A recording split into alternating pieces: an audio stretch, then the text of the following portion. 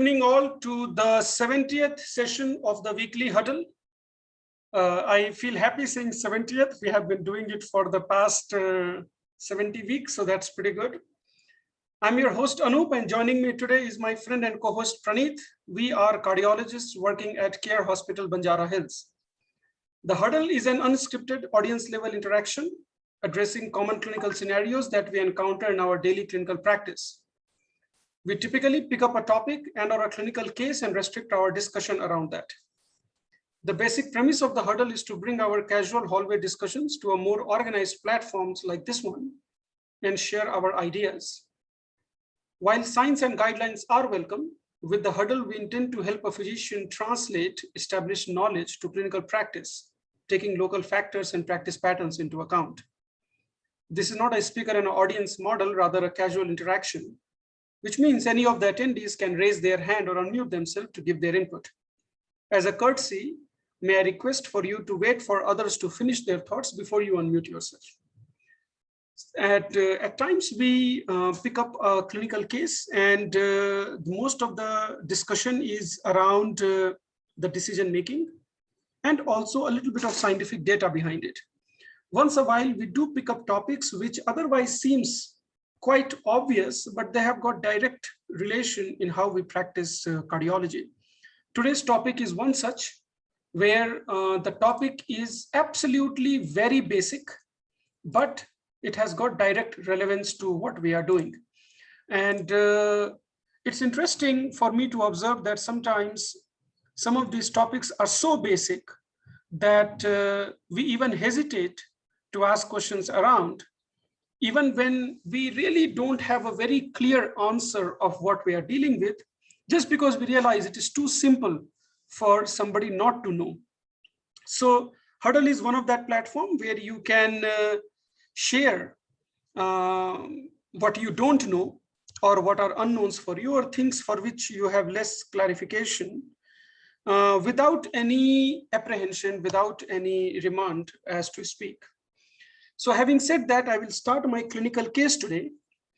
And as a customary, I always ask my colleague Praneeth to give his initial impression, and then we will ask our attendees what their impression for today's discussion is. And then we are also having a special guest for our session. We have Dr. Bhanu Prakash with us. He's a professor of pharmacology at RIMS Adilabad. And he will also be helping us with our discussion that we are planning to have today, because most of the discussion that I'm aiming to focus on relates to one particular medicine or one particular molecule. So this is the case, 56-year-old male, he's non-diabetic. He was seen in my OPD a month ago for crescendo angina, which had been going on worsening for the past 3 weeks. 5 years back, he had a similar anginal symptoms. At that time, he underwent an angiogram done at outside hospital. I don't have the details of that. And in his one of his medical prescription, it was written as quote unquote moderate coronary artery disease, for which he had been on anti-anginals, statins, and dual antiplatelets since then, which he had been maintaining quite well until recently, where he started having this angina again. So because of new onset angina, I took him back for angiogram in the cath lab, which revealed significant branch vessel disease. He had got a tight ostial second diagonal, and he had got a mid ramus. Both were critically stenosed, I would say about 80–90%. And they both were small vessels, which I decided to go for medical management. And my idea was that if he fails medical management, then I can bring him for a ramus stenting or something. I really didn't want to do because they were small vessels supplying a small territory. Rest of the workup for him was normal, particularly blood work, echocardiogram, and all these were normal. So he was discharged on his routine statin, dual antiplatelet, beta blocker. He was on sildenafil and nicorandil. The 3 medications that I added for his angina was trimetazidine, ranolazine, and sorbitrate long-acting form. And I'm going to use these brand names because we have to talk about these brands. That is the whole premise of today's discussion, where we want to make ourselves comfortable with all these various brands and their formulations and their milligrams and whatnot. So I prescribed him GTN Sorbitrate, which is a standard long-acting drug that comes as a 2.6 milligrams twice daily. And I told him to take it at 8 o'clock in the morning and 6 o'clock in the evening. So he came for a follow-up 1 month after his angiogram. And he says, I continue to have angina, although it is decreased from previous. It is not drastically symptom limiting, but certainly it interferes with his desire to walk more or do more exercise. His blood pressure in the OPD was systolic pressure 130 over diastolic 82, and heart rate was 64. Echocardiogram done previously was normal. It was not reported. It was not repeated, and all other reversible parameters were checked. They were all found to be okay. So I decided to increase his nitrate dose. So this is the background, and I hope we are going to continue our discussion from this point onward. So I decided to increase the nitrate dose. The question here is how? One option is I can just go GTN Sorbitrate, the second dosing option, which is 6.4 milligrams twice daily, or change it to the old school Sorbitrate, which comes as 5 and 10 milligrams. So I can give him like a 5 milligrams or a 10 milligram dosing. Although truly speaking, I do not know how this 2.6 milligram of GTN Sorbitrate equates to 5 or 10 milligrams of Sorbitrate. I really have no idea how these two correlate. I can change to monotrate formulation, which comes as 10, 20, 30 milligram tablets. Or I can change it to something like an IMDR combination formulation, which comes as 30, 60, 90 milligram tablets. And again, why are all these dosing ranges? That hopefully we will get our clarification as we go today. And is there any other thought that my attendees might think of in terms of how else we can modify his nitrate regimen to reduce his angina burden? Then the other question which I have for discussion is, what should be the ideal frequency of nitrate up titration? We know that for beta blocker, we always wait for 2-3 weeks before we increase, and similar titration algorithms are there for ACE inhibitors and whatnot. Do we have kind of a titration frequency for nitrates? What should be the ideal duration of nitrate therapy if patient remains angina free? So once your patient's angina is resolved, how long do you still continue them on nitrate before you say that, okay, now you don't need nitrates because you have been angina free? And then lastly, dosing timing, because we all have been taught in our MBBS that nitrates cause tachyphylaxis. So I would like to know from the clinicians in terms of, do you really see tachyphylaxis in your life, in your clinical practice? Is it something which is more of a pharmacological hypothesis, but in clinical practice, it doesn't happen? Or do you really see tachyphylaxis being one of the major problems which reduces the drug efficacy over the period of time? So a lot of discussion around the drug per se. And Praneeth, let me have your impression on this. Then I will ask some of my other attendees about how they think about this nitrate drug. This is going to be kind of a pharmacology discussion. And that is why we have a pharmacology expert in today's discussion as well. But feel free to discuss a little bit of clinical scenario around this case as well. Praneeth, all yours.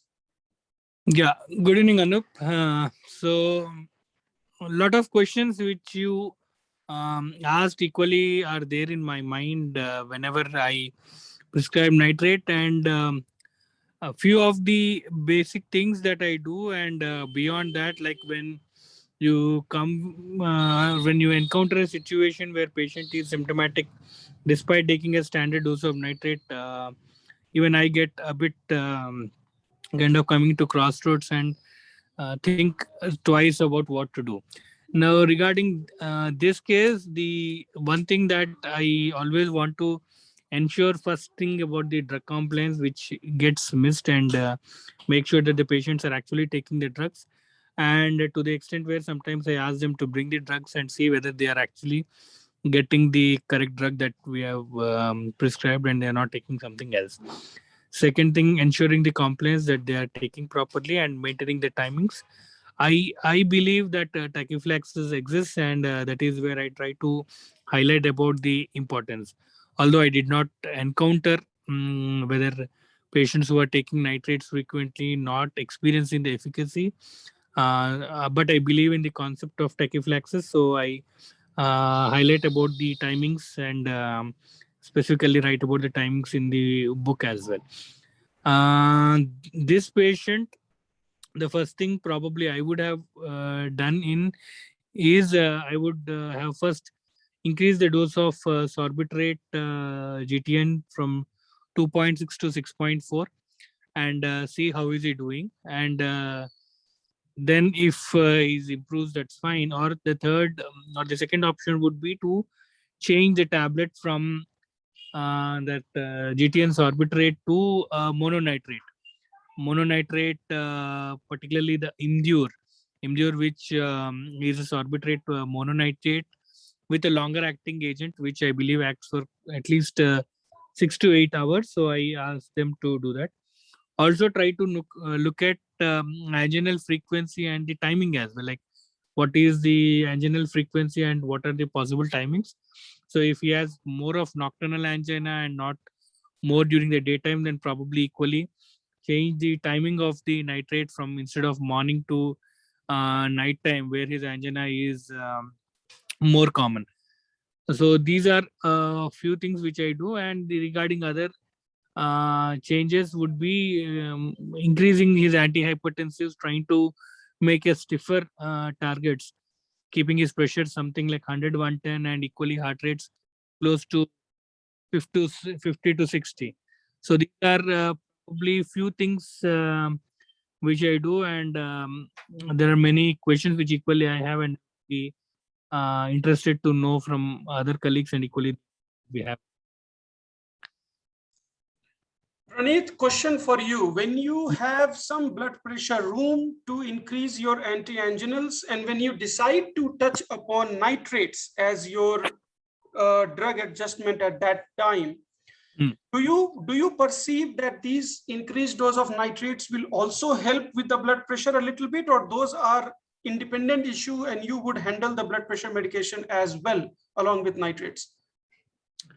Role of or the effect of nitrates on blood pressure, I don't think is very much. So I would try to see these two things as a separate entity. Nitrates as a drugs for angina and antihypertensive separate, particularly beta blocker in this case separately. So I would not see nitrates as having a significant impact on blood pressure. So in this particular case, you would make two adjustments, I'm guessing. You would make a nitrate adjustment as well as a blood pressure medication adjustment. Yeah. Okay, perfect. All right, Praneeth, we will continue our discussion with the rest of my attendees in terms of how they perceive nitrates. And if somebody can tell me the difference between why GTN is 2.6, what is so special about 2.6, NG span is 2.5, and sorbitrate is 5, and monotrate is 10. And I will add something to that. When I was in US at that time, the sublingual tablet that we used to give to our angina patients for emergencies or breakthrough pain was nitroglycerin 0.4 or 0.6, which I have not seen being available in India. We give sorbitrate 5 milligrams to be given sublingual. So many dosing regimens, so many difference. How do we equate to, do we have any idea to understand what dose equates to what, and why are these formulations even existing? So let us continue our discussion. We have Dr. Srinivas Raju with us. Sir, I'm sorry, I always pick you as the first because of the alphabetical order. Your name comes as the top. I hope you got the case. Tell us about how would you approach this patient with reference to nitrates and any other drugs, and how do you see this nitrate conundrum, the dosing nitrate conundrum? Dr. Srinivas. Yes, Dr. Anup, regarding the choice of nitrates for angina per se, and your question was for even blood pressure in a patient who is on nitrates, right? So basically, nitrates, they act in three ways. One is venodilatation, coronary dilatation, and systemic vasodilatation. So it does have an effect on blood pressure. Like, say, someone who has a renal failure, we give a combination isolazine. It has isosorbate dinitrate and hydralazine, so it has an antihypertensive effect. And your patient is already on cilnidipine, is on ranolazine, is on sorbitrate, and you added what is the fourth anti-anginal? Yeah, he's on a beta blocker. And nicorandil. So, yeah, he's on a beta blocker. His heart rates are well under control. His blood pressure is not compromised. It's still around 130, 80, and he has no other comorbid factors. like BPH or some other fixed obstruction where nitrates would have been worrisome in terms of a higher dose. So we can still go ahead and increase the dose of nitrates if he's not responding to the medication. But what is surprising is for just a disease of the Ramus, in spite of being on 4 drugs, beta blockers, nitrates, ranolazine, and adequate blood pressure control, his angina is still not subsided. Are we missing anything else? That is the question. Like, what is the hemoglobin of this patient? Sir, hemoglobin last time I checked was close to 14, 13.8 or so. He does have a diagonal disease. There is an ostial diagonal that diagonal supplies a fair degree of lateral wall. Right. But because it's an ostial disease, I decided not to do anything. Right. I mean, in terms of anatomy, there's nothing much we can do about it, right? It's all a branch vessel disease.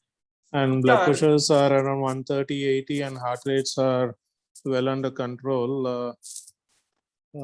Regarding the short-acting and long-acting nitrates, which we were discussing, your isosorbide mononitrate and isosorbide dinitrate are both long-acting ones. And in case there is a specific activity wherein he is exerting more, during that particular activity, probably he can just take a nitroglycerin spray instead of stepping up the dose, because further we would be worried about the blood pressures. The spray is only short acting. So if he's exerting more during that particular period of physical activity, we can use a short acting nitrate like nitroglycerin spray. That is what I would think if it is available. Sir, what is your go-to drug when you are managing angina in terms of nitrate? Like, what is your go-to preparation? Isosorbide dinitrate is one which I would use if it is a long-acting one, right? Because the incidence of tachyphylaxis is supposed to be less as compared to isosorbide mononitrate. But if it is during an acute episode of angina, where a specific activity is triggering his angina, then even sublingual sorbitrate is one what we can use. That is isosorbide dinitrate. Again, your sorbitrate is isosorbide dinitrate. Their sublingual 5 mg sorbitrate is what I would suggest the patient to take. And sir, is nitro spray available in India? I don't know. Is it? I haven't ever prescribed, or haven't seen any of my colleagues or seniors, sirs using it. So I'm not quite sure if it is available with us. At least if it is available now, I'm not sure. It wasn't available a few years back. Okay, all right, Srinivas Raju sir, thank you so much. We'll get back to you with more questions. We have Dr. Shankar with us. Dr. Shankar is a physician, general physician who have been our regular attendee at the huddle. Sir, you got the case. Particularly, we are discussing with how we understand nitrates and how we manage the dosing and the preparation. Your comments on today's case and the topic that we are discussing. Good evening to all. When the anti-anginal medication you have already elaborated regarding nitrates, beta blockers, then ranolazine, ivabradine also, it is one of the anti-anginal agents also. Then the risk factor reduction like hypertension.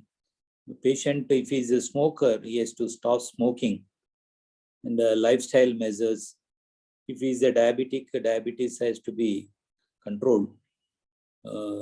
Anemia, Dr. Srinivas Raju alluded to that also. If it is there, it should be tackled.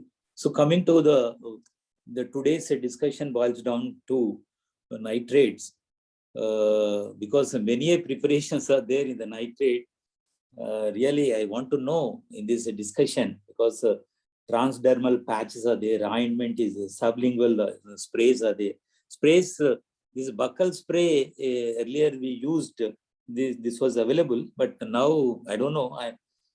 I'm not prescribed recent times, but this was available, this buccal spray. Then the transdermal patches or the ointment was also available. But we prescribe only sublingual nitrates in acute anginal attack. So when the patient with a chronic coronary syndrome, where he needs long-term nitrate therapy, then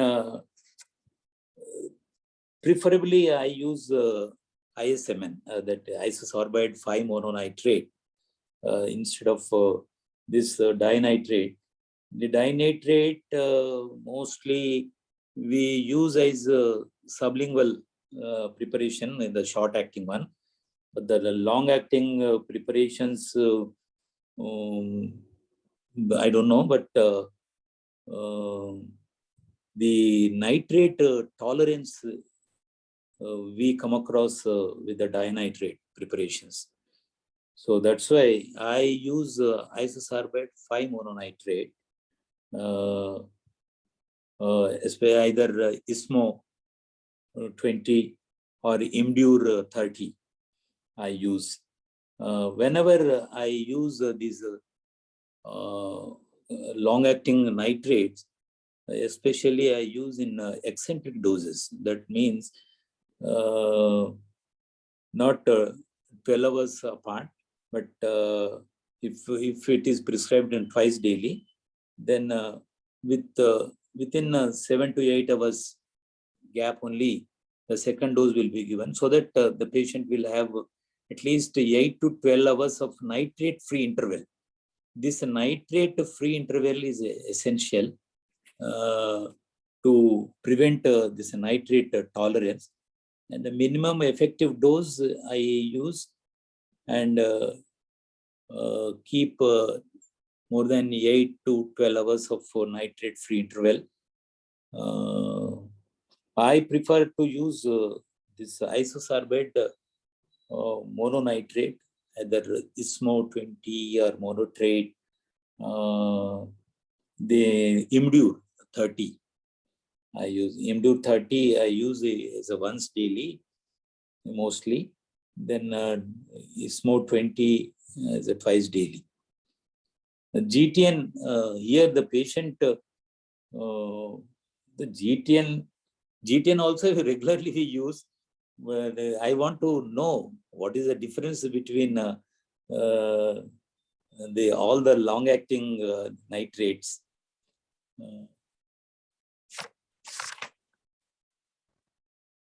The one word of precaution is we can increase this nitrate dosage, this isosorbate mononitrate, even to the extent of 240 milligrams also per day. But the only thing is, as earlier speakers alluded to, we should keep watch on systolic blood pressure. It should not be below 90, or the baseline blood pressure here, it is 130. So it should not be brought down to 100 millimeter of mercury. So the hypotension is a danger when we increase the dosage, when we use the long-acting nitrates. And I want to know from the audience, we come across headache. So when so severe enough that we have to remove the drug from the armamentarium. So how to tackle such patients when the patient is on nitrates, when he complains of severe headache or flushing, then how to proceed further? What are the alternative in the nitrate therapy? a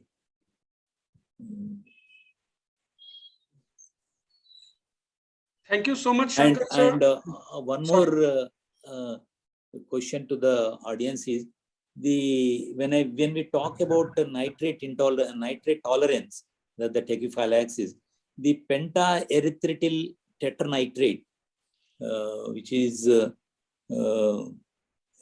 being practiced somewhere, but whether is it available in India or anywhere, why this is not being promoted anywhere in the world? Because there is no nitrate tolerance. And what about how to tackle this nitrate tolerance using antioxidants? Then what about carbidool, hydrolazine, then vitamin E, vitamin C, folic acid, the N-acetyl-cysteine, which are used along with the nitrates to reduce the nitrate tolerance. These are the doubts lying with me, should be clarified in this August audience. Thank you, one and all. Thank you, Shankar sir. We will take one more opinion and then we will go to our guest, Dr. Bhanu Prakash, for his comments on today's discussion. Dr. Praveen Nagula, if you are hearing me, could you please unmute yourself and share your thoughts about today's discussion? And then we will go to Dr. Bhanu Prakash. Hello, good evening, sir. Regarding this case, before considering increasing the nitrate dosage, I would see for the compliance, sir. And whenever, if based upon the frequency of his angina episodes, I would convert into a dinitrate or mononitrate, sir, rather than just going on increasing the 2.6 mg to 6.5 mg BD. And if the patient is also taking along with nitrate nicorandil, there is every chances of increased frequency of getting the headache, sir, because even the nicorandil will also act as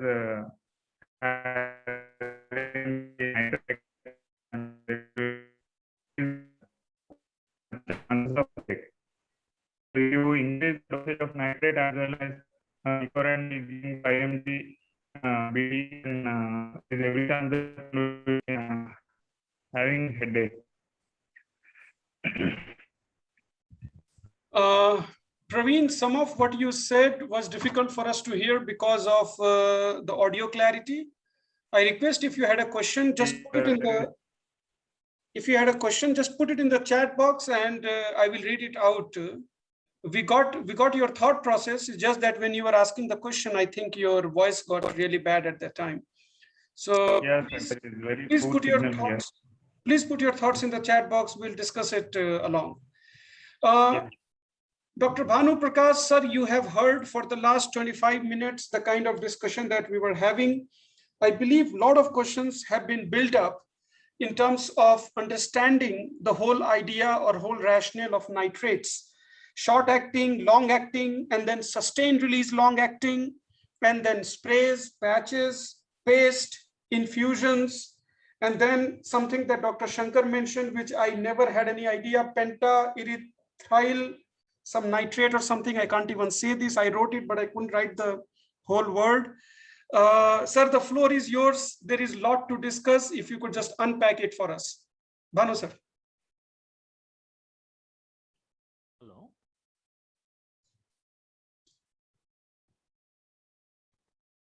Hello. Am I audible? Yeah, hello, sir. Your voice is just very faint. We can hear you, but your voice is very faint. Hello. Okay. Okay. Thank you. Thank you, Dr. Anup. And I think you. Hello. Is it audible, sir? Yes, sir. You are fine now. You are fine now. Yeah. Okay. So first of all, I would like to thank Dr. Praneeth, who invited me for this discussion on nitrates. So first of all, about the nitrates, the discussion was going on about the nitrates and what are the various, there's so many preparations that are available in nitrates, as you said, sir. There's so many nitrates. First one is the glyceryl trinitrate, that is we also call it nitroglycerin. It's mostly a short acting form. okay, which is mostly used for preventing the acute angina, acute type of angina. And then this is also available as patches, transdermal patches, which can be used for long-term chronic prophylaxis, or we have sustained release tablets, which can also be used for long-term, like what you said, 2.6 mg. I think that is a controlled release, also called a sustained release tablets. That is also a long-term one. We also have a acutely acting nitroglycerin directly. We can give it as an IV preparation. Usually we start it as a 10 to 20 microgram per minute, and we can titrate the dose above up to a maximum of 400 microgram per minute, which we usually use this intravenous nitroglycerin. We usually use in treatment of acute heart failure. Then we have the other two important long-acting preparations. One is the isosorbide dinitrate, which if taken as sublingual, it is a short-acting one. And if it is taken as an oral tablet, it is a long-acting one. Usually, the sublingual dose is 2.5 to 10 mg, which is, it should be taken every 2 to 3 hours. Or if we want a long-term action, long-acting, then we have an oral tablet, which is usually taken 3 times a day or 8-hourly. The dose will be usually 5 to 40 mg.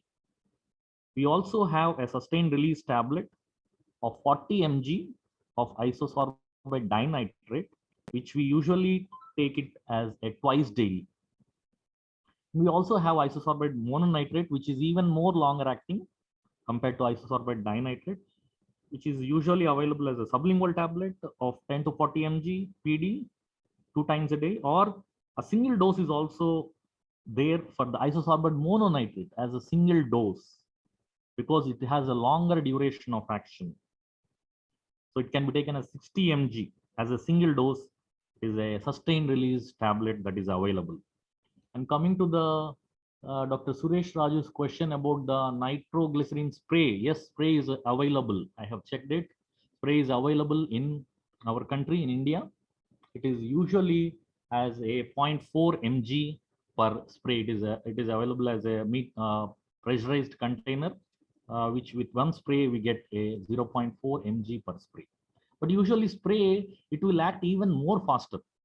I want to clarify that spray will act even more faster. Usually sublingual tablet, if you take nitroglycerin, it will act within 1 to 3 minutes, but this one will act, spray will act even faster within 1 minute.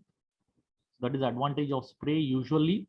And people who don't want to take these tablets, sublingual tablets, who are difficult to take, usually at the night time, we can prescribe this spray. So, and the other doctor, I forgot his name, Dr. Praveen, I think he was mentioning about the pentaerythritol tetranitrate. Pentaerythritol tetranitrate is one such preparation. We are talking about the tolerance in nitrates. So this pentaerythritol tetranitrate is a nitrate which is usually devoid of this tolerance. It doesn't have any tolerance. So that is one drug. When I checked, it is showing it is available in Indian market. This pentaerythritol tetranitrate. It is available in the Indian market, and usually what the literature says is it doesn't have the. It is having the advantage of not having the tolerance. So these are the important points I want to say about the various preparations of the nitrates available. And yes, sir, any Sir, any okay. I have got few follow-up questions, and then I want to clarify so that we understand what we are dealing with. So Yes, sir, yes, sir. IV nitroglycerin that we are using, that's the dinitrate preparation, is that correct? Or trinitrate, sorry. Yeah, the preparation what you are using is trinitrate, sir. It's a glyceryl trinitrate, GTN. In the IV form, right? No, IV, no sublingual. Right. So The IV nitroglycerin that we use, what is that? That is glyceryl trinitrate or that is pure nitroglycerin? Like, I don't know what that is. No, sir. Actually, the glyceryl trinitrate was when it was discovered. It was discovered in 1847, almost 150 years back. But it was discovered as a explosive. Actually, it is having an explosive action. But the medicinally used nitroglycerin, they named it as glyceryl trinitrate, just to distinguish between the explosive form that when it was called as nitroglycerin, just to differentiate it, it is called as glyceryl trinitrate. So nitroglycerin and glyceryl trinitrate are both the same actually.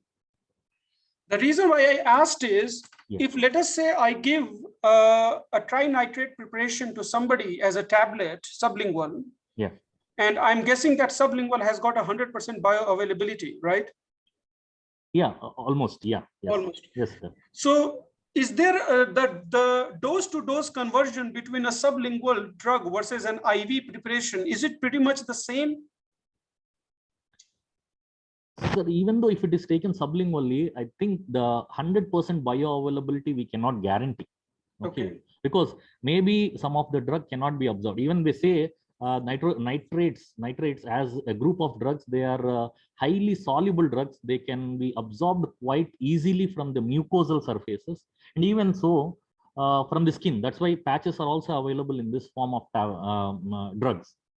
So naturally, whenever we take drugs sublingually, we are not sure that 100% of the drug will enter into the circulation, what we say as bioavailability. Okay. In the nitrate group, the only drug which is having almost nearly equal to 100% bioavailability taken orally is isosorbide mononitrate, isosorbide 5-mononitrate we call it, which is having 100%. But we cannot say glyceryl trinitrate or nitroglycerin, even if it is taken as sublingual, it has got a higher percentage of absorption. It can go into the blood. It bypasses the pre-systemic metabolism, what we say first pass metabolism. So naturally, the percentage availability in the systemic blood will be more, but it will never be 100%. And compared to the form of glyceryl trinitrate we give as a IV, where totally whatever the drug we are giving, we are sure that it is available 100%.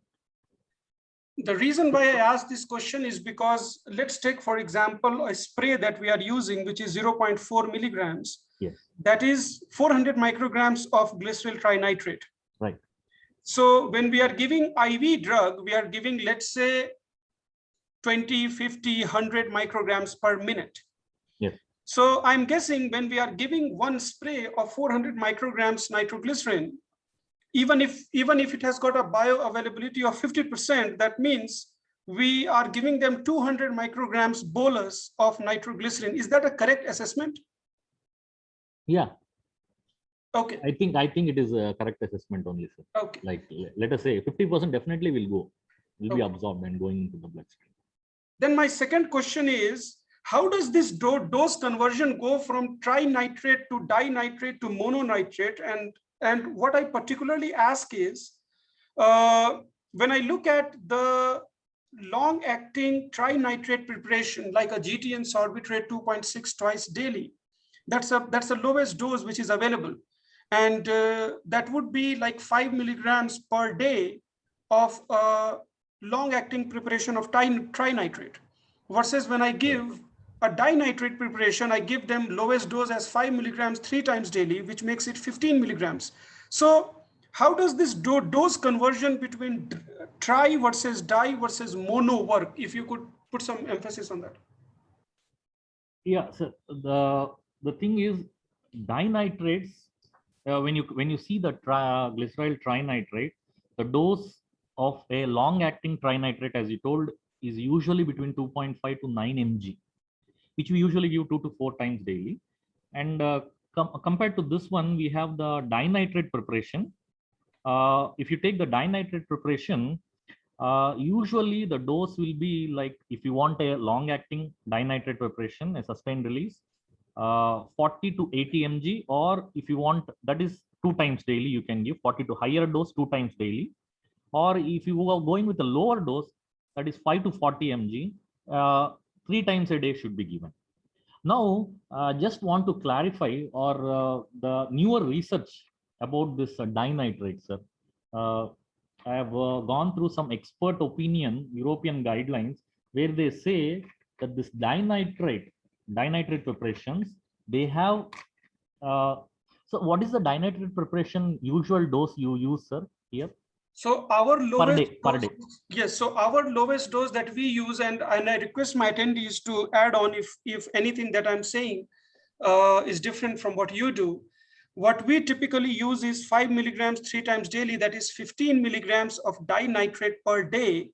And when we increase it, we increase at that increment. So either it is 15 milligrams per day or 30 milligrams per day or 45. I hardly went 45. I don't know if anybody in the audience have been to 45 milligrams of dinitrate per day. We generally restrict ourselves to 15 or 30 milligrams dinitrate. And the reason why I'm particularly focused on this regimen is because of dosing, is because when I give the long-acting preparation of trinitrate, then I have hardly ever increased more than 13 milligrams daily, 1.3, that is 6.5 twice daily. So trinitrate, I rarely go beyond 13 milligrams daily. Dinitrate, I rarely go beyond 30 milligrams daily. And mononitrate, some of my patients are on 240 milligrams daily of mononitrate. So what I'm trying to understand is that are these doses equivalent, or I'm just over treating some patients and under treating some patients? I don't know. Sir. So, okay. So, so actually the recent research, expert opinion 2016 or 17 guidelines of the European guidelines, what I have read is they have found that the low doses of isosorbate dinitrate, what you are using, low doses means 5 to 10 mg. They are less effective. They are no more effective. They are saying usually it is better to increase isosorbate dinitrate dose to 20 mg. So that these are the recent guidelines I have found out, and whether these things are practically, that's why I have asked you what is the usual dose you use. So I think less dose of isosorbate dinitrates, now it is they are less effective. That's what they are saying. And I want to clarify one point, sir, about the difference between the trinitrate and dinitrates. One practical important point is trinitrates, glyceryl trinitrate. You are using, you told you are not going beyond the maximum dose of 13 mg. Is that correct, sir? Yes. 13 mg per day. So usually this, what they have found is the tolerance, or what we say tachyphylaxis or tolerance, that is more with dinitrates and less with the nitrates. This is the recent evidence which suggests that tolerance is less with trinitrate preparations, because trinitrate preparations, they are metabolized by an enzyme called as alcohol dehydrogenase 2, which is a mitochondrial enzyme. And related to this mitochondrial enzyme, there is a less formation of superoxide and oxygen free radicals. Basically, tolerance or tachyphylaxis due to nitrates is due to increased production of superoxide ions and increased production of this norepinephrine and angiotensin 2, which are vasoconstrictor substances, expansion of the water, that is sodium and water content, which will again lead to increased pressure on the heart. So all this is what I'm saying is glyceryl trinitrate preparations, they have less chance of developing tolerance because they have less chance of developing the superoxide ions, or less chance of increase of the sodium and water content expanding the circulatory volume, or the less chance of increasing the angiotensin 2 or any norepinephrine, which are vasoconstrictor substances, which are the reason for nitrate related tolerance. So one point is trinitrate preparations, whatever the preparations you use, trinitrate preparations have less tolerance. That means the efficacy will remain same. Loss of efficacy will be less in trinitrate preparations, whatever the preparations you are using, the long-acting preparations when you compare, and the same thing with isosorbate dinitrate preparations. I want to know whether it is practically proven, sir. Have you seen any effect of trinitrate preparations, the efficacy is not decreasing practically when used long term compared to dinitrate preparations? Is it so, sir? Practically? Bhanu sir, I have very limited years of experience, so I will reserve it for some of the very senior members who are there in the group today. And in fact, I wanted to go to them to further continue the discussion, and we will get back to you as more questions come. We have Dr. Vijay Reddy sir with us. Dr. Reddy, if you could please unmute yourself and share your thoughts about this, something that looks so innocent in our practice, but does seem like there is a lot of confusion regarding what are we using and what dosing are we using. Dr. Vijay, please tell us your practice pattern. What do you do in your practice? And share your thoughts about today's discussion as well. Sir. Good evening, Dr. Anup. See, the case scenario here in this case is a branch vessel disease, which will be managed by only medical management, which includes nitrates. So there are a lot of preparations: intravenous, transdermal, sublingual, transpatch, nasal, all those things. So in a case of chronic stable ischemic heart disease, these trinitrates are better drugs, as told by Dr. Bhanu Prakash for this, because the incidence of tachyphylaxis or tolerance is very, very, very low in case of trinitrate preparations when compared to mono or dinitrate preparations. And the dose, as you said rightly, 2.6 BD milligrams.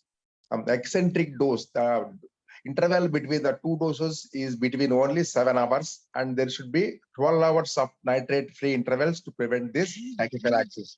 So one way is to maintain nitrate-free interval, eccentric dose, choose trinitrate preparation to avoid this tachyphylaxis.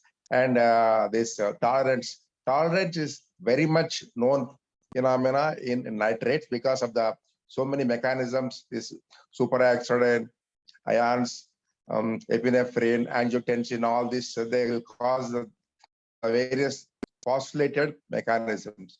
So my preference is to go for this trinitrate preparation to avoid the complications. And the headache is one of the, it is universal to all nitrates, we cannot avoid. So my choice is to go for a trinitrates. Sir, do you ever go beyond 6.4 or 6.5 twice daily regimen? Do you ever increase? No, absolutely no. Okay. Do you ever give longer acting trinitrate preparation 3 times daily? No, BD only, BD. Eccentric dose. Perfect. Thank you so much, Dr. Vijay, and we will continue our discussion. We have got Dr. Somaraju here in our group. Somaraju sir, you have used nitrates more than probably a lot of us combined. If you could just share your thoughts about today's discussion and how do you see nitrates, what is wrong that we are doing in our practice, and more words of wisdom. Somaraju sir. Yeah, thank you, Anup, and it was a very nice discussion, and a lot of issues are already brought out, but except I'll bring out a few issues. The commonest mistake we see today, where everybody calls themselves interventional cardiologists, not cardiologists, is they don't even start nitrates. They discharge their patient with a note of revascularization. And then not even any other anti-anginal agent also is given. The reasons are, I don't know why. It's not uncommon, number one. Not to use nitrate is a common mistake. And secondly, when you use nitrate, be aware with all other anti-anginal agents available, that includes beta blockers, ranolazine, and say nicorandil, and calcium channel blockers, etc. It's unusual that a patient needs nitroglycerin preparation after the acute event I'll come to later, but say chronic angina, that nitrates over a period of time may even be discontinued with all those drugs available, and the patient is say free from angina with all those medications available today. So And eccentric doses, I think we should still stick to. And if you look at the clinical trials on evidence base on nitrates, it's actually the evidence is very little because there are all very small number of patients studied. And then contrary conclusions were also drawn. And Dr. Shankar already pointed out some of the medications which reduce the chance of, say, tolerance, etc. We should use it in some of the patients who are exceptional needing it. Then second is acute coronary syndromes. Nitrates, nitroglycerin intravenous has to be given. But mind you, it should not be continued beyond 24 hours or 36 hours. There will be a tachyphylaxis, and it is well demonstrated. And also, very high doses of nitroglycerin given is a alcoholic intoxication. Dr. Bhanu Prakash can highlight it. Intravenous nitroglycerin preparation contains a lot of alcohol. Be aware of it, change over to oral and other medications, and you should not be needing it after the first 24 to 36 hours. Thank you. If there's any other question, I'll answer. Sir, there is one question which I immediately have in my mind, and Santosh also asked this question. When stable ischemic heart disease patients who are angina free, how long do you keep them on nitrates before you say, okay, now you are good, go home? I'm talking about OP management. Yeah, if the other anti-anginal agents, we do definitely start them on nitrate preparation as a rule along with other anti-anginal because they are immediately beneficial and active. And after the first week or more, generally headache disappears. Most of the patients, 90% of the patients. There are a few, which is already mentioned, who don't tolerate it at all, and we depend upon other medications. We have a variety of other medicines, as I already pointed out, where you may not need nitrates to continue forever. And after the first few weeks or months, actually even patients discontinue it, and we also discontinue it. But they have to be given initially. And sir, one question that I asked Dr. Vijay as well, have you ever prescribed longer acting version of GTN or trinitrate, the longer version 6.4 milligrams? Have you ever prescribed more than 6.4 twice daily? Have you ever prescribed dosing more than that? The commonest prescription I give is 2.6 milligrams, and very rarely we needed above that. And when you give more than once, it is an eccentric dosage we try to give initially and try to withdraw it later as they become symptom-free. And mind you again, nitrates will be of great value in various preparations, whether it is long-acting or skin application, dermal application, etc. In patients who have additional so dual angina, namely obstructive coronary artery disease over which spasm is there, and nighttime preparations, nighttime may have to give. And also angina, which is not related to exertion, sometimes with eccentric lesions. Some of the coronaries who have eccentric lesions, they respond well to nitroglycerin. You have to time it well for early morning coverage as well as night coverage. And sir, one last question. Do you see nitrates as an antihypertensive medication as well? Do they drop blood pressure when given in outpatient? I almost never use nitrates as an antihypertensive agent. And nitrates as an antihypertensive agent, they are not sustainable. Actually, even in coronary artery disease, just like many other drugs and many other procedures we do, nitrates were never shown to prolong survival. Right. Thank you so much, sir. We really appreciate your comments. Bhanu sir, coming back to you. Somaraju sir mentioned nitrates, IV nitrates have alcohol in it. I never knew that. And secondly, what are the dosing regimen IV that we can go maximum when we are treating this patient in a short run, like 24, 48 hours? What is the maximal dose that we can go? Bhanu sir, if you could please unmute yourself. Sorry, I muted you in the meantime. Please unmute yourself. Bhanu sir, yes. Yeah. So No, about the dosing of the IV preparation you have asked. About the dosing of IV preparation, usually, sir, we use IV preparation of nitroglycerin, that is glycerol trinitrate. We usually start with a low dose, 10 to 20 microgram per minute. And the maximum we can go is 400 micrograms. This is very clear. Cannot go beyond 400 micrograms per minute. That is the maximum dose you can. So 400 micrograms per minute, you are saying, right? Per minute, yeah. Oh wow, that's a lot of nitroglycerin. I don't know if our colleagues go up to 400 micrograms that much. I think that our routine dosing is somewhere between 2.5 to 10, at times 15. I don't think that we are going beyond that. And this whole deal about alcohol in the preparation, do you notice these patients developing alcohol toxicity? Like, is there a alcohol, it contains 30%. What I know is each ml of this nitroglycerin, IV nitroglycerin, it contains 30% volume by volume. Oh, wow. So that's a lot of alcohol, as Dr. Somraju sir told. Naturally, if you give high amounts of IV preparations, especially in acute cases, naturally there is a chance of alcohol intoxication, 30% volume by volume. So definitely there is a chance. Okay, I don't know if so. I never knew this information. This is good to know, and I don't know how many of the attendees today knew that IV nitroglycerin has got alcohol 30% in it. I wonder people have not started drinking it yet, since they were drinking sanitizers already.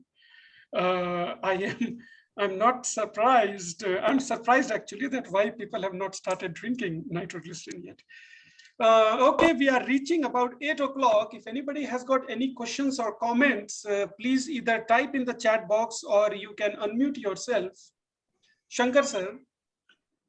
Even large doses of nitrates IV, we see methemoglobinemia. Even methemoglobin levels little increased also, even when we give IV nitrates.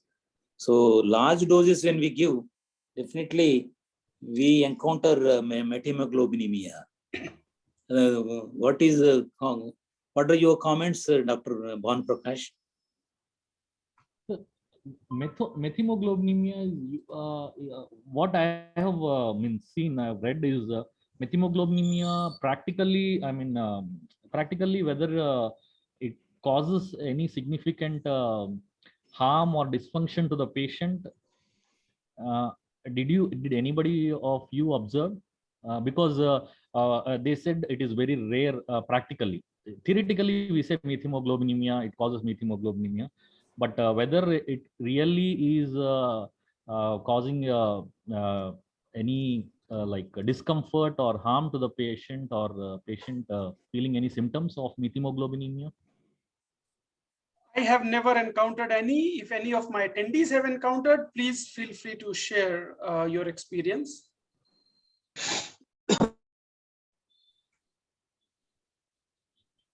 Okay, the session will be open for another couple of minutes. If anybody has got any other questions or comments. Dr. Anup, methemoglobinemia does occur in a rare patient, and you have to be watchful. Oh, wow. Interesting. Nice. So I just want to add, yes, it is causing symptoms like methemoglobinemia. The treatment should be a methylene blue. Right, right. So methylene blue, I believe few of us, we got comfortable. It was being used in CT surgery, and very recently it has been tried in COVID cases as well. So certainly there is a little bit increased comfort of using methylene blue now than what it was a few years ago. Dr. Rahul, you had something to add? You were unmuted for a brief second. Yeah, no, I had few things to be asked. Thing is, when we use so much of NTG IV preparation in ICU, concern was reflex tachycardia. So I just wanted to know, is there any clinical endpoint where for certain tachycardia we stop using NTG? Okay, so this will be a clinical question. Any of my cardiology colleague is welcome to unmute themselves and answer. I will tell you my impression. Most of the time with nitroglycerin, I don't expect a significant reflex tachycardia, at least in the clinical practice that I have seen. With arterial vasodilators, certainly there is significant sympathetic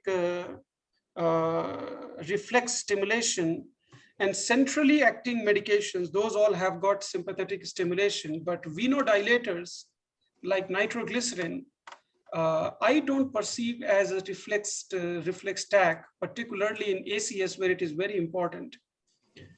Anyone should be free to So this reflex tachycardia in NTG occurs when there is a hypotension, the rapid drop in the blood pressure as a reflex or protective mechanism to maintain the cardiac output.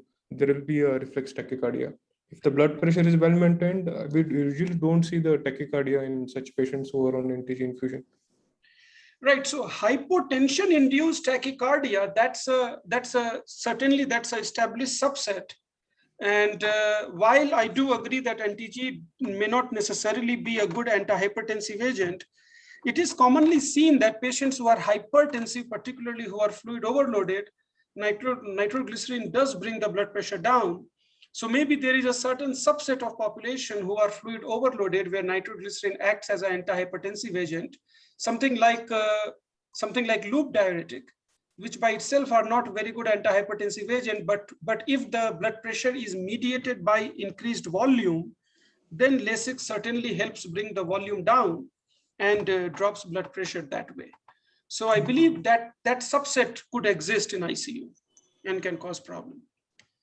So I will just summarize 2-3 points, and if you have any thoughts, you can share or put it in the chat. Anup, well, somebody mentioned tachycardia. Usually this happens in patients who are hypovolemic, and one should be careful. And secondly, be aware, we should be very careful and not to give nitroglycerin in patients who have inferior myocardial infarction and bradycardia, particularly. They don't tolerate it well. There is even in chronic situations, there is one unusual syndrome called orthoangina, and patients feel worse on sitting up and taking nitroglycerin. That happens with right coronary disease, even chronic sometimes. Be aware of it. Thank you, sir, bringing that up. I think that is very relevant. So inferior wall MI, bradycardia, dehydration, these are very poor subset for nitroglycerin. The kind of problem that I deal with, aortic stenosis is another subset where nitroglycerin absolutely should not be used, and there it can cause tachycardia. Why? Because it drops preload significantly. They do become hypovolemic and they do become hypotensive because they have a fixed obstruction. So severe aortic stenosis will cause tachycardia, which is volume mediated. It acts as if the person is dehydrated.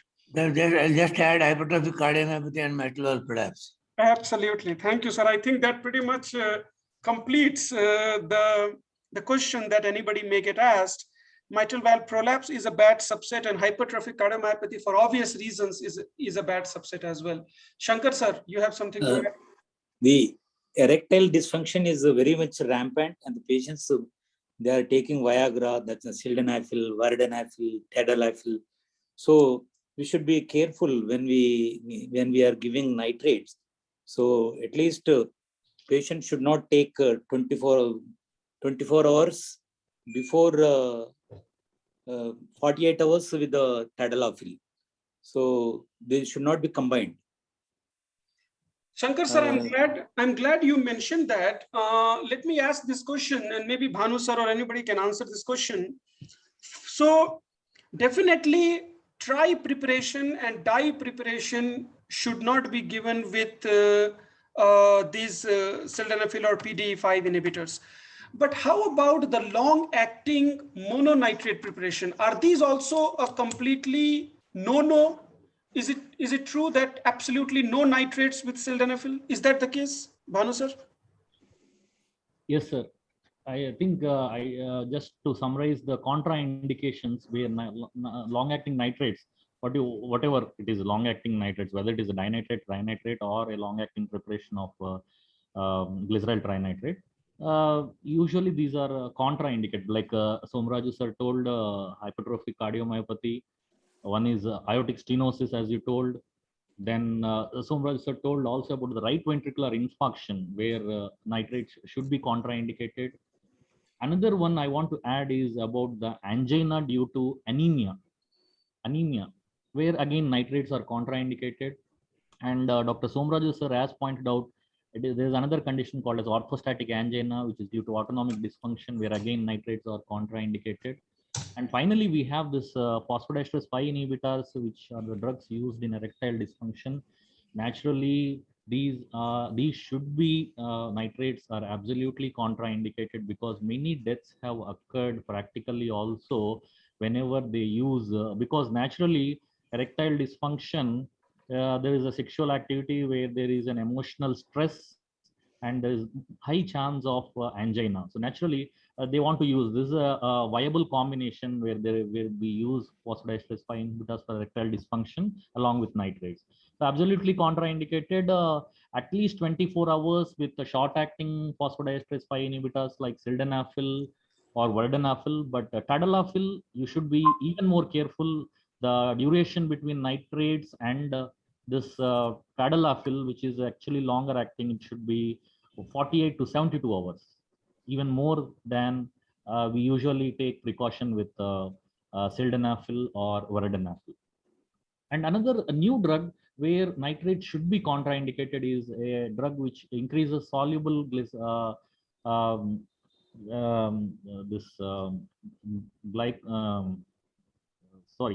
riociguat, which is a drug which is used in pulmonary hypertension, which increases, which again acts by increasing the same mechanism, phosphodiesterase 5 inhibitors. So again, nitrate should be contraindicated. So these are the few points I want to add. Thanks. Perfect. Thank you so much, sir. It's 8:10. So we will start closing the session. I will just summarize the drug thing which I understood, and Bhanu sir, please correct me if I'm wrong. This was the confusion we started with. Okay. So nitrates are available in three forms. It could be trinitrate combination, dinitrate, and mononitrate. And trinitrate is the shortest acting, dinitrate is the longer acting, and mononitrate is the longest acting. While these are different molecules, the tablets that you get could be a immediate release preparation or a sustained release preparation. So you can have an immediate release preparation of trinitrate and a sustained release preparation of trinitrate. Similarly, you can have an immediate release preparation of dinitrate, and so on and so forth. So nitrates technically can be available in 6 different preparations. Those are 3 molecules, and each of these molecules coming as an immediate release and a sustained release. And because of these different preparations, they come in different dosing regimen as well. So I believe that the whole setup is there to kind of confuse us a lot. But I hope that after today's discussion, the confusion is less, and we should be able to confidently prescribe whatever nitrates that we are prescribing. I hope, Bhanu sir, that this kind of summarizes accurately the preparations which are available. Yes, sir. Yes, sir. Definitely. Okay. All right. It's 8:11. Praneeth, your closing comments on today's discussion, and what did you learn? Yeah, no, that was a nice summary that you made. That's what equally I wanted to tell. But yes, so we need to pay attention to what we are prescribing, whether that was dinitrate and mononitrate, etc. And equally the preparation, like the ISMO is a immediate release and IMDUR is a longer release. So accordingly, equally the frequency of prescription does vary. So definitely this session highlighted the importance of knowing what we are giving, and equally be aware of these minor things which go a long way while treating our patients. The highlighting about various contraindication and the situations where we need to be careful, definitely yes. So it is not a drug that is for everyone, and these are few situations which need to be paid attention to. And the side effect profile and equally the various usage of other drugs also was well discussed. So definitely a good discussion where a lot of these confusions were well discussed, and you have more confidence now to prescribe nitrate from this discussion, Anup. And I do want to add that basically a lot of these discussions that we talked about, that is based upon what we do in our practice, which is more practical based. And I hope that with this, we are able to at least gather few key components like this alcohol. I never knew. So from now onwards, I will be paying attention to the alcohol toxicity in these patients. Interaction with Rio-Sigvard, this is something which doesn't trigger our mind that much. So that is also quite relevant in today's session as well. This was our first session where we talked primarily about one particular drug. And this was our test session where we wanted to see how we can do future sessions, taking one particular cardiac molecule and discussing about it. So nitrate being this time, we can talk next time about the class of beta blockers or the class of anticoagulants or whatnot, so that we have so-called a pharmacology discussion, which is a clinical pharmacology for us. So I really would be feeling great if my attendees can give me a little bit of feedback later on the WhatsApp group in terms of how you think about doing this so-called pharmacology discussion, so that we get the confidence to include this in our future sessions. As all of you know, all of the huddle sessions are recorded and they do show up on YouTube and podcast with the same name as the weekly huddle, which you can go and attend the previous sessions as well. We do have a WhatsApp group and the invitation is there in the same invite that you got to join this one. So if you haven't joined the huddle WhatsApp group, I request you to do so. And if you have any further thoughts, please feel free to share on that WhatsApp group so that we can continue our discussion. The whole purpose that group was created only for huddle discussion so that we can be in touch with the topics that we have discussed before. I thank Dr. Bhanu Prakash for his time for today's discussion. And I thank all the attendees for taking this long hour and 15 minutes for today's discussion as well. We'll see you again next Wednesday with our 71st session, and I'll be welcoming all of you there as well. Thank you all. Any feedback will be highly, highly appreciated. Please reach out to the WhatsApp group and share your feedback over there. Any future topics also you can share there, which we can include in our future discussion. Like somebody mentioned, non-graftable disease management. How do we manage coronary artery disease when they have stenosis, which is not graftable? So essentially, resistant angina management. I think that's a pretty good topic, Praveen. We will certainly talk about it next time. Thank you, all of you. Really appreciate. Good night. We'll see you next Wednesday. Thank you all.